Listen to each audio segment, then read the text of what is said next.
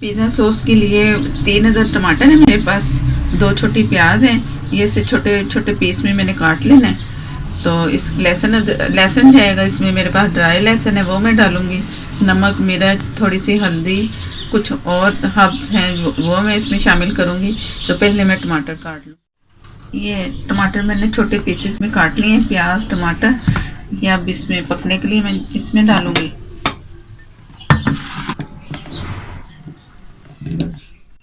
Half और टीस लहसुन पाउडर, गार्लिक पाउडर, नमक हाफ टी स्पून, लाल मिर्च का पाउडर 1 टीस्पून, 1/3 टीस गरम मसाला, बहुत थोड़ा सा ऑरिगेनो नहीं है तो आप बगैर इसके भी बना सकते हैं, और सिर्फ लाल मिर्चें, नमक और थोड़ा सा गरम मसाला, प्याज, लहसुन अगर ड्राई नहीं है तो लहसुन अदरक का पेस्ट भी इसमें जा सकता है।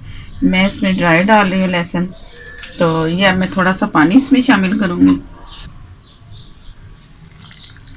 बहुत थोड़ा सा, कि जो प्याज और वो जो टमाटर है वो इसका पेस्ट बन गया। भर के छोटा चम्मच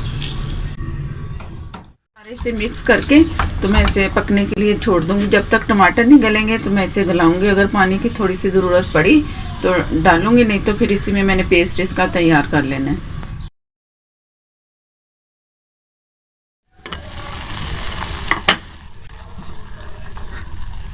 ये जितना मैंने पानी डाला है ये उसी में गल गया है। ये थोड़ी बहुत प्याज नज़र आ रही है मुझे, तो ये मैं इसे चॉपर में पीस लो, या आप कोई चीज़ ऐसी हो जिससे आप इसे सारा मैश कर लो। तो मैं इसे ब्लेंडर से पीसूँगी। तो स्पैचुला सा इससे भी आप कर सकते हो, किसी चीज़ से भी। ये इसे आपने मैश करना है, सारा एक जैसा करना है। ठीक है, ये गल चुका है बिल्कुल, बहुत अच्छा सा। इसमें मैंने सिरका नहीं डाला था, मैं इसमें सिरका भी डाल रही हूँ, 2 टेबलस्पून तकरीबन। ये सिरका गया, ये इसे पीस के दोबारा थोड़ा सा फिर मैंने पकाना है। पहले मैं इसे पीस लूँ।